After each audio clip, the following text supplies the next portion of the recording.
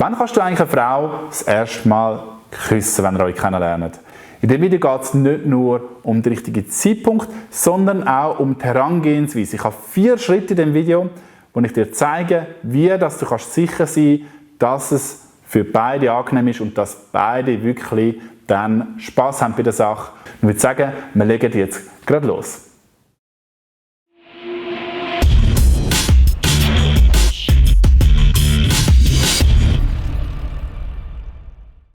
Schritt Nummer 1, du fragst sie nach einem Date. Ob jetzt das über Online-Dating ist oder ob sie irgendwie im Alltag kennenlernst oder an einer Party mit Freunden. Einer der besten ersten Schritte ist, dass du allein mit ihr bist. Das kann natürlich in einzelnen Fällen auch sein, dass Kollegen rundherum sind und ihr in dem Moment ein bisschen ungestört sind und alle anderen mit irgendwie anderen am Reden sind, aber es ist immer noch besser, wenn ihr für euch sind und eure Ruhe habt.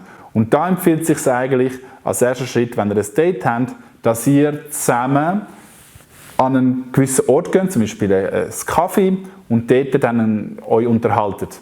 Und indem ihr zusammen dort anlauft, kommt ihr euch vielleicht schon das erste Mal näher. Das kann sein, dass ihr bei der Begrüßung, wenn ihr euch seht, dass du die Arme aufmachst und ihr formell eine Umarmung gibst.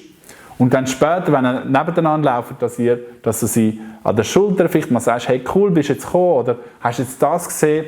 Und dass da schon die ersten Schritte kommen, also Schultern sind gut.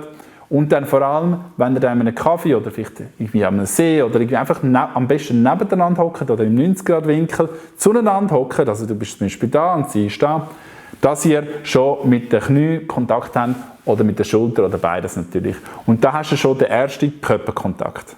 Schritt Nummer 2, da ist wichtig, dass du ein guter Beobachter bist. Das heisst, wenn du jetzt neben einer Frau hockst, auf einem Bänkchen zum Beispiel, und ihr habt zusammen euer erstes Date oder in einem Kaffee und ihr habt schon ein bisschen Körperkontakt, wenn du sie zum Beispiel berührst oder wenn du in der Nähe von ihr hockst und du merkst, sie ist entspannt und sie gibt vielleicht auch Berührung zurück, sie berührt dich vielleicht auch mal an der Schulter oder sie ist auch die ganze Zeit mit dem Knie mit dir im Kontakt, im Körperkontakt oder mit den Armen.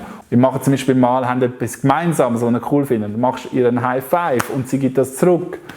All diese Sachen, oder sie hebt dann vielleicht noch kurz ein bisschen länger, das sind alles Feedbacks, die dir eigentlich Sicherheit geben, dass es einen Schritt weiter gehen kann in Richtung ersten Kuss. Dann Schritt Nummer 3, was du machen kannst, wenn ihr schon ein bisschen Körperkontakt gehabt habt, dass du dann zum Beispiel ihr etwas ins Ohr flüsterst. Und wie machst du das am besten?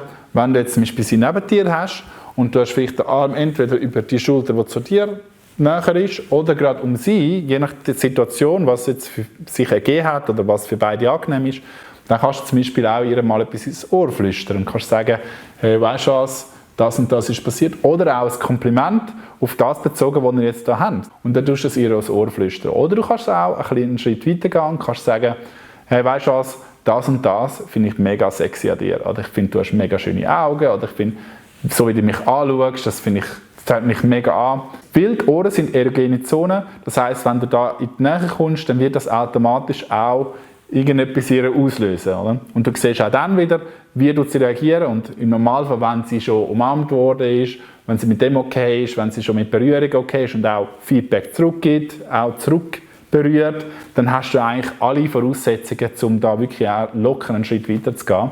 Ich würde dir eher als erstes mal empfehlen, dass du ihr einen Kuss auf die Backe oder gewisse Leute haben gerne auf die Stirn, so als Zeichen vom Respekt.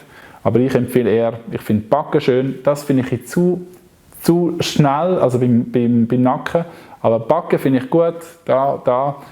Dann der 4. Schritt, wenn das alles ganz angenehm für beide ist, wenn ihr sehr entspannt seid, euch sehr geniessen, euch schon ein bisschen näher sind, körperlich, wenn du da drin spürst, dass du sie gerne küssen willst, dann ist das der beste Indikator, um es einfach mal zu probieren. Es gibt keinen perfekten Moment, um sie das erste Mal zu küssen oder auch später, aber vor allem beim ersten Kuss, es gibt keinen perfekten Moment.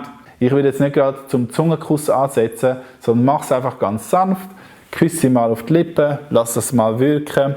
Vielleicht bleibst du auch in der Nähe von der Lippe und schaust mal, was das bei euch auslöst und dann kannst du wieder weggehen oder vielleicht küsst ihr euch einfach ganz sanft auf die Lippen und bleibt ein bisschen so, vielleicht ein bisschen die Zunge, aber nicht einfach irgendwie rein und Helikopter mit der Zunge, das ist einfach nur abtönend.